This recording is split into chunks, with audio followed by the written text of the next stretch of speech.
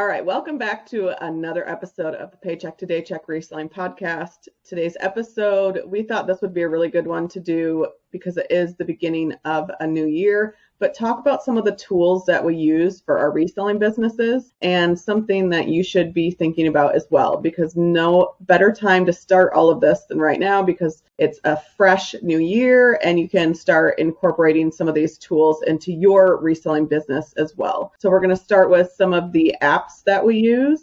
This one I actually don't use. This is yours, Ashley, which I know I definitely need to start using because I was just mentioning to Casey yesterday. Today is the 5th of January, and yesterday we went outsourcing for the very first time, and we just get into this rhythm of like going out and sourcing and not really thinking about stuff. But as we were coming home, I was thinking, why on earth did we not track the mileage? Mm-hmm. We need to start getting back into that habit and start fresh and keeping track of how far we're driving from our home to the post office, UPS, FedEx, to thrift stores. And so it's called Mile IQ. You want to explain that? Yeah, I think it's Mileage IQ, I believe. For some reason, I can't quite remember off the top of my head right now, but it's just a mileage tracker.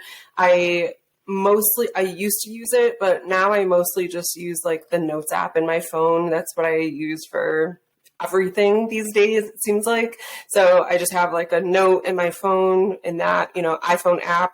And it's just saved as like mileage tracker. So I can quickly access it and just type in, if I don't type in the miles right then, I'll just type in like where I went and the date. And then, I go to the same places pretty much all the time. So I know it's the same mileage from my house every single time and back home every single time. So as long as I have it logged once accurately, I can just kind of copy that number back over and have, an accurate mileage log.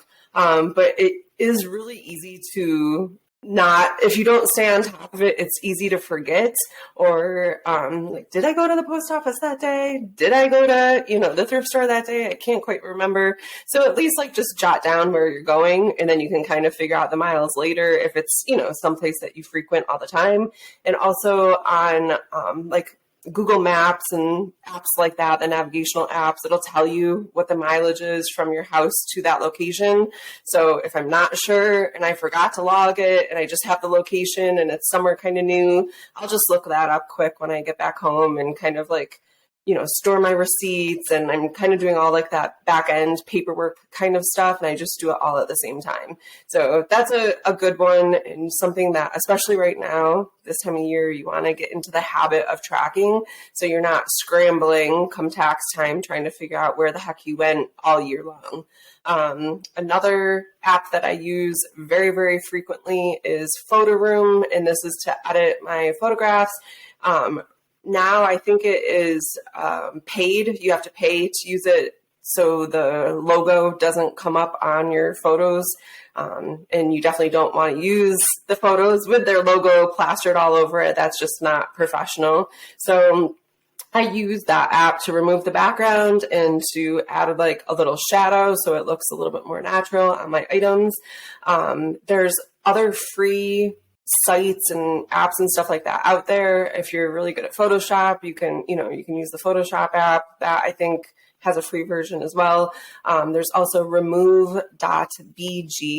It's a website. It's pretty easy to use if you're using, a desktop version. I mostly edit all my pictures on my phone, and I found it to be a little bit clunky on my phone for whatever reason. So I really like the Photo Room app. But those I think are probably the most, frequently used apps that I use on my phone. If you guys have favorites, definitely let us know in the comments. If you're watching us on YouTube, and if you're listening to us on the podcast, send us a message on Instagram and let us know what your favorite apps are for reselling.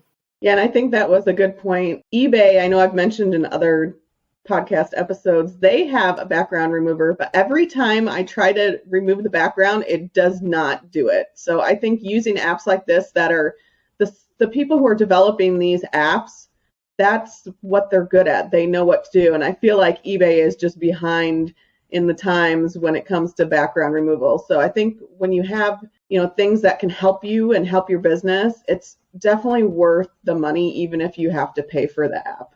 All right, so let's talk about some software.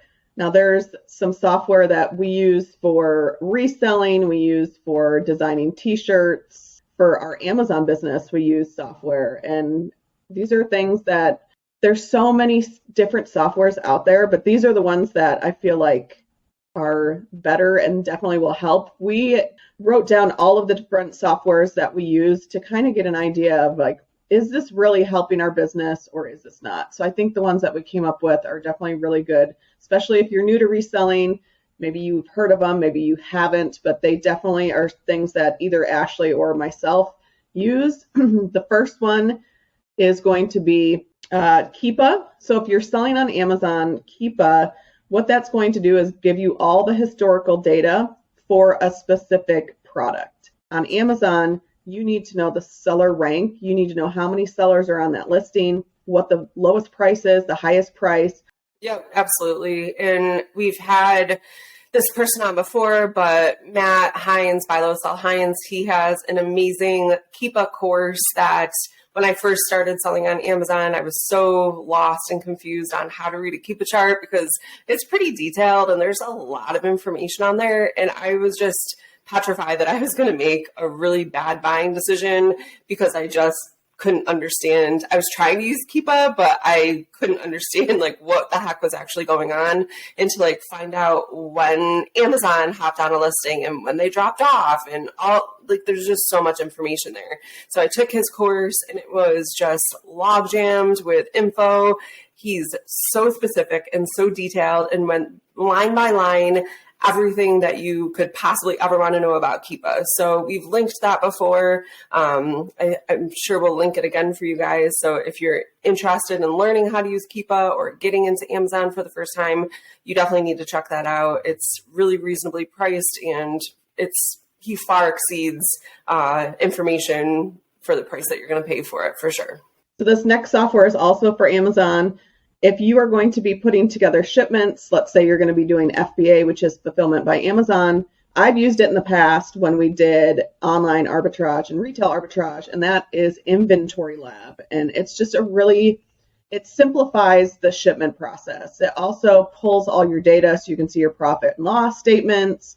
You can monitor your shipments. But what you would do is all the items that you would want to send in, you would put into Inventory Lab and then create your shipment from there. And it's just a really good software. I know a lot of sellers that sell on Amazon use Inventory Lab, and that's just a good one to have because it can kind of be very tedious if you're just going into Seller Central and you have, let's say, 50 items that you want to send in. It's very tedious to go in and put them in one by one, and they're trying to improve the back end of Amazon, but it still is not there. So once again, the software would definitely help you be faster at creating shipments and shipping into FBA. The next software is going to be My Reseller Genie. We have had Faith and Paul on the podcast before talking about their software. And what My Reseller Genie is it's a bookkeeping and analytic software for resellers. So Faith is the wife, she is a reseller, and Paul is the husband, and he is an accountant. So you mix those two together, she knows exactly what resellers are going to need, and then he's more on the analytical side, and he knows as an accountant what people are going to need for bookkeeping. I see a lot of posts on social media, people asking, what spreadsheet do you use? What do you use for bookkeeping? And the reason I like the software, it's everything I need. I don't have to have a separate software. I did use in the past Easy Auction Tracker, and it was an Excel spreadsheet. I had so many glitches with that thing, and it just, to me, it was a pain.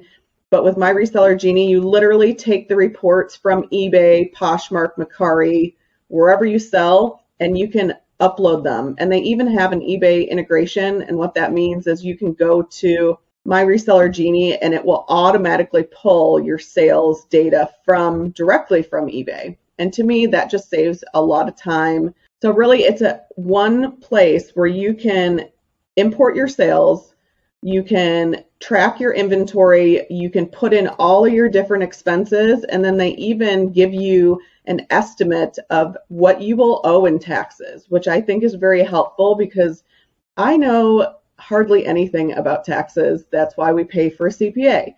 I'm going to let them be the expert. They're going to do everything. So I think my Reseller Genie, it's the lowest plan is $9.99 a month. The highest is $19.99 a month. And really, it's beneficial to have that type of software because it is cloud-based too. So you're not having to deal with the spreadsheet. And I like that. They're really helpful and they keep adding different features. So I can see them just improving the software even more than how it is right now, which it is everything we need for reselling. Next up, we have storage options and solutions for you guys. So this is something that if you're thinking about getting into reselling this year, or maybe you've started to dabble in it already, or maybe you're like me and let it get a little bit out of control before you actually came up with a storage solution for your inventory. This is really important because it starts off small and unassuming, like it did for pretty much all of us. And then all of a sudden you're like, holy cow, I had, 10 sales over the weekend and I can't find 3 of these items. What the heck am I doing? So I use a bin system. Each bin is labeled with a letter, and then I have my inventory spreadsheet tracker in a Google Doc or Google Sheet, and each page at the bottom has the corresponding bin letter. And then inside that page on the Google Sheet, I have all the inventory listed for that bin. So I can actually do a quick search, like Control F, on each individual page if I'm not sure which bin the item is in, and kind of search through each page, and then it'll just bring up what bin that item is in. So I don't have to go searching around for hours trying to find a random item. I highly recommend some kind of shelving if you have items like hard goods that you don't really want to store in a bin, or if you're a sneaker seller, you have a lot of shoe boxes. Shelving, keeping things up off the floor is really important so things don't get, ruined and crushed and stepped on.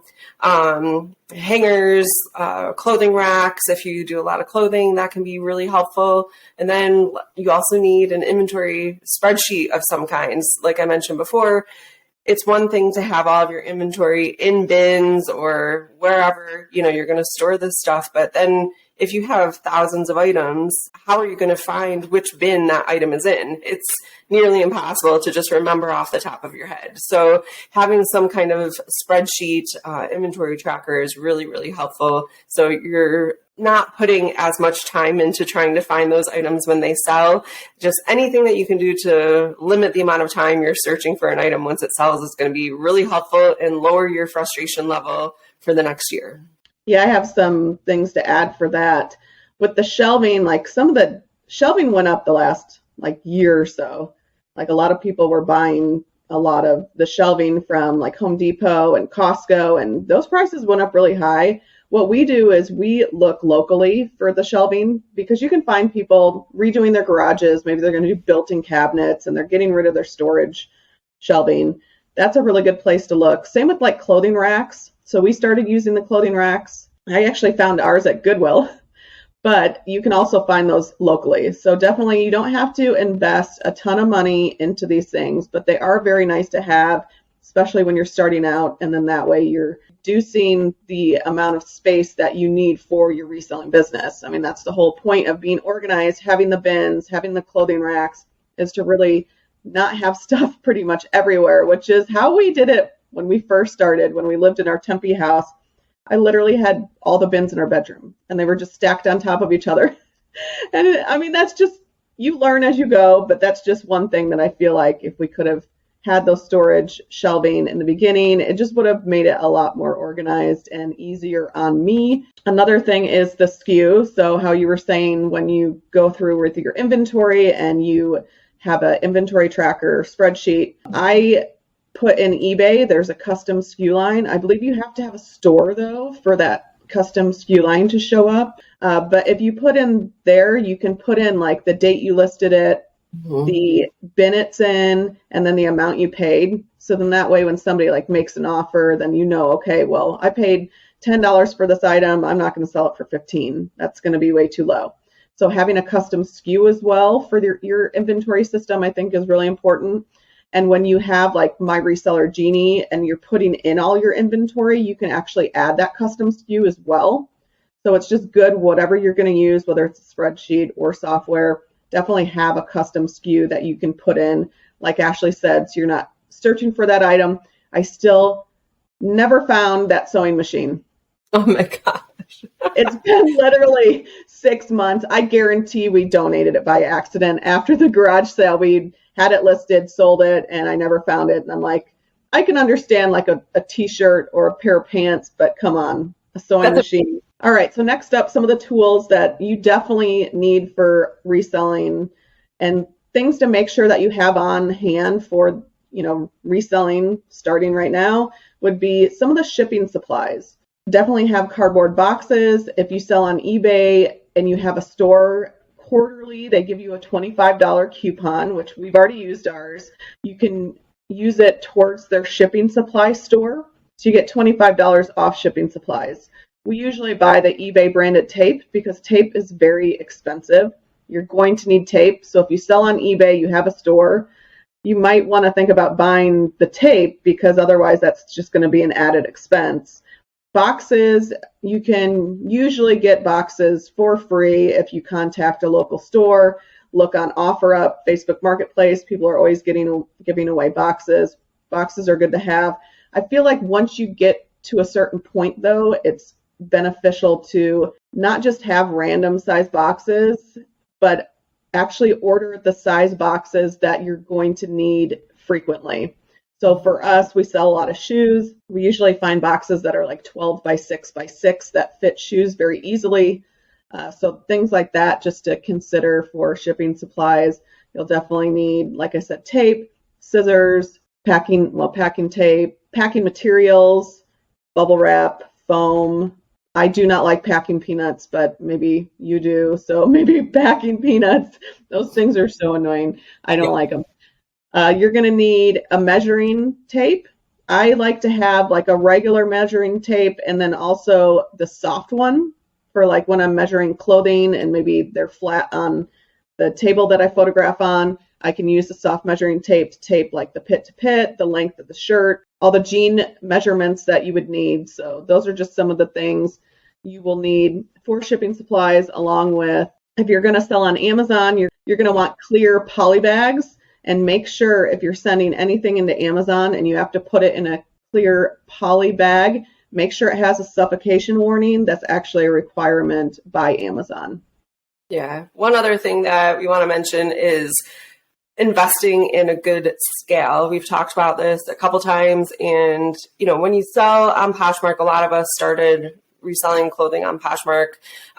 You can ship in pretty much any box except an express mail box, up to 5 pounds. So, but once you start teetering on that 5 pound bench, that weight, it's hard to guess at, and you don't want to go over because then, it's mail fraud, like if you're shipping something that's 5 pounds, 5 ounces on a label, that's good up to 5 pounds. Like that's just not right. So let's not take advantage of the system. So instead, the post office has little scales. They have them, in with all like their shipping supplies. I think they're like $20 or $25 or something like that. They're pretty small and they only weigh weight up to, I forget, I think it's like 20 or 30 pounds or something like that. Liz has mentioned before on different episodes that they have a scale that will show you the weight off to the side. So it's like a little digital screen, because if you have bigger boxes going out, it's really difficult sometimes and pretty frustrating to put your box on the scale and then your digital weight reader is hidden by this massive box. So you have to kind of play like, Jenga a little bit and move the box, but it's still on there enough so you can read the accurate weight. It's a big pain in the butt. So getting one of those scales right off the bat that kind of has the digital reader off to the side is going to be really beneficial and helpful for you guys, especially if you are looking to expand into Amazon or eBay or whatever, just to make sure that you're not going over that weight limit on your labels. And then also Scotty peelers are tools that Casey and I use. We're laughing because Ashley, in one of the first episodes we did about shipping supplies, she had never heard of a Scotty peeler. I don't even know how to describe it other than it's this tiny little flat plastic tool with sort of like a sharper edge, and it helps you take off labels, right? Yeah, so we use either a hair dryer or Goo Gone works really good. Goo Gone to remove, because if you buy something at the store, let's say you are doing retail arbitrage and you want to, I mean, it doesn't matter. If you want to photograph it for eBay or maybe you want to ship it into Amazon, make sure you take off the store tag. Buyers don't want to pay $50 for an item and get the item with a $5 sticker, store sticker. So make sure that you have the tools to take off the store stickers. And so that's why we've got a bunch of Scotty peelers. You can get them on Amazon for under $10 and get a pack of them. So those are some of the supplies that we use. Also, I didn't mention, but Casey and I have a box cutter. So if you are going to think about selling on eBay and you are coming from Poshmark Mercari, you have to weigh and know the measurements, know the weight and the measurements of every item that you're going to ship. And so that is way different now that I sell on Poshmark and Mercari and kind of know, how easy it is for shipping on those platforms. But another thing we like to have is a box resizer. So we might have an item where if we cut it down, let's say it's 15 by 15 by 10, and if we can get it 15 by 10 by 10 and cut it down those 5 inches, we might save a couple dollars. And yes, it takes more time, but the box cutter, once you get the hang of it, it's pretty simple to cut those boxes down. And it's just really good to have a tool like that because sometimes you don't have the right size box for particular items. Yeah, that's really helpful. And you've mentioned that to me a few times before, and I still haven't gotten one, but every Christmas season when I go to sell, I always am selling like the blow molds and yard, inflatable blow up things for decorations. I'm always regretting that I didn't go ahead and get one of the box resizers because I never have the right box size, or I need to like make a box out of two different boxes and Franken box them together. And that would be really helpful instead of, almost taking my fingers off with a box cutter or scissors or whatever. If you want to be reselling and eventually get to full-time status, you're going to want to invest in a good printer. With any of the platforms, you can easily print on an 8.5 by 11 piece of paper using a regular ink printer. But we all know ink is very, very expensive. I think it is worth the investment. You can find these used, but to find a thermal printer that you don't have to buy ink for, it will eventually pay for itself. Mm-hmm. We use the Dymo 4XL, and that's just the one that we use because we can do barcodes. So like the tiny barcodes that you would need to put on, they're like the address label size, but you would need to put those on the UPC of an Amazon item.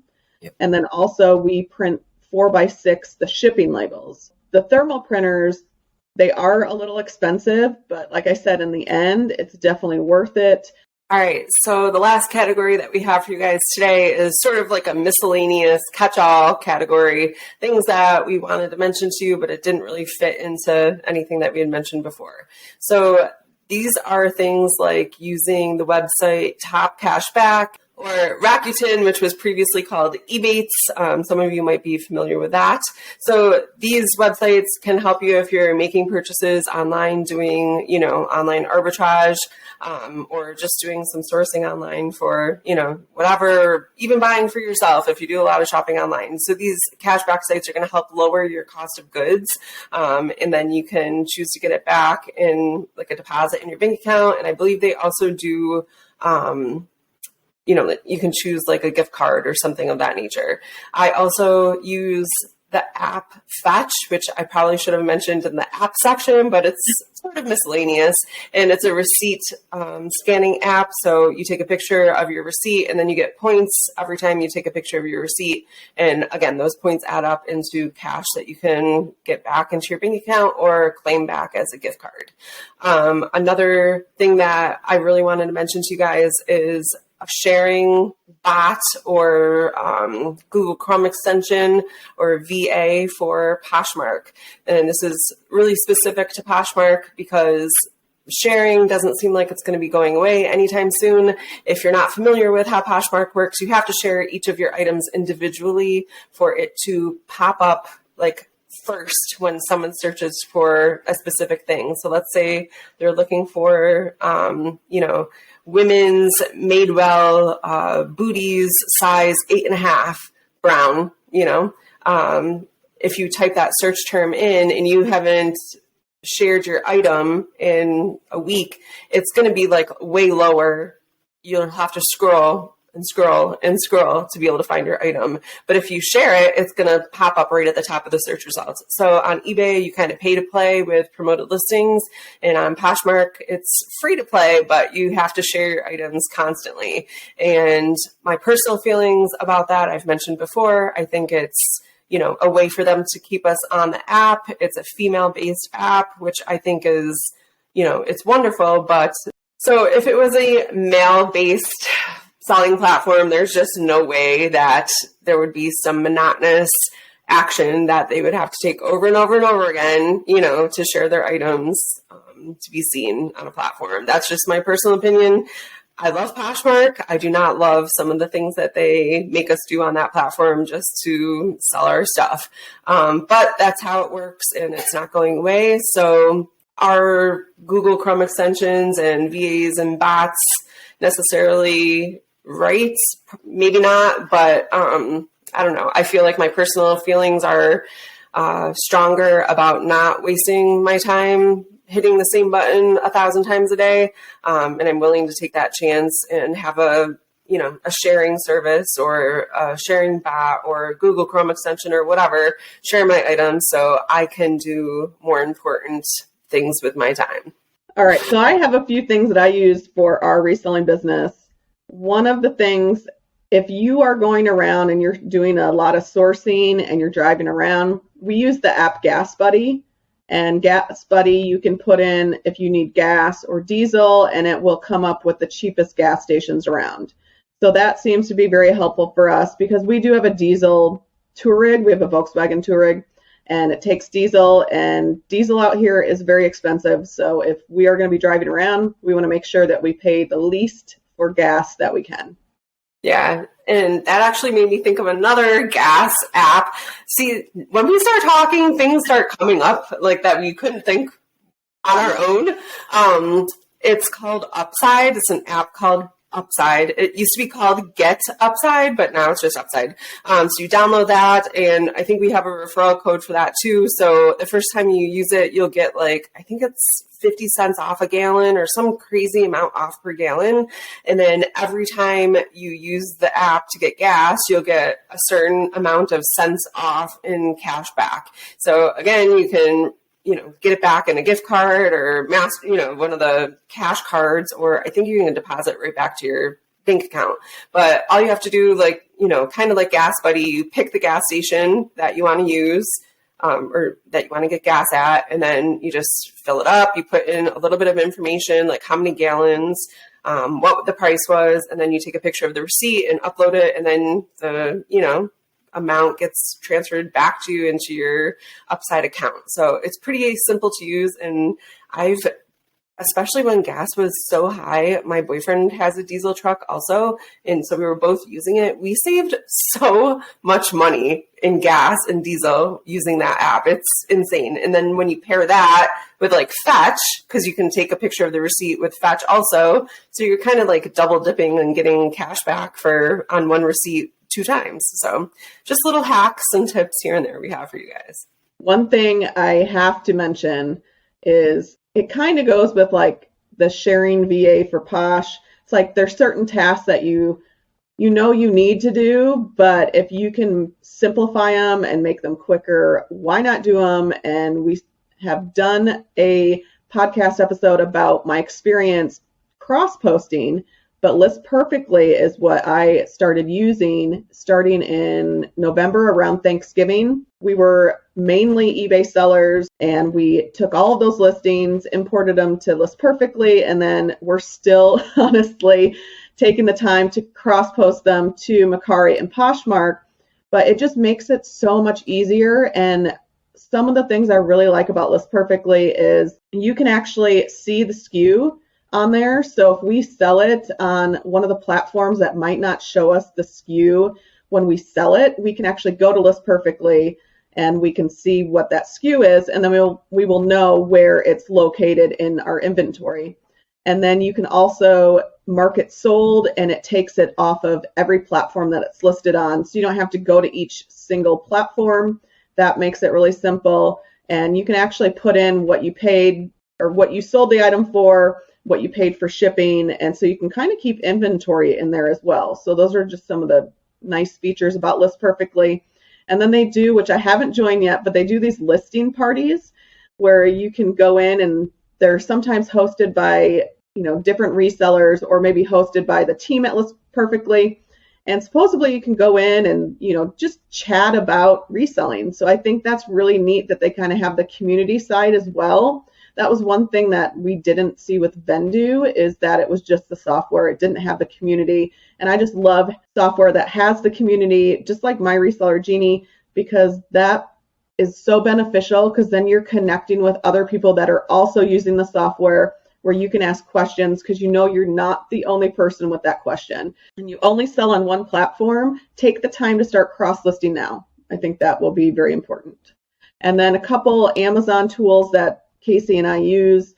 We use what's called the AMZ Expander. It's a Chrome extension. If you go to the Amazon.com and you type in a keyword, this is important if you do like print on demand, or maybe you do private label, or maybe you're an online or retail arbitrage seller and you want to see what bundles people are searching for. I know bundles are huge for sellers to find bundles that sell really well, but you can type in a keyword and it'll tell you what people are searching for before and what people are searching after that keyword.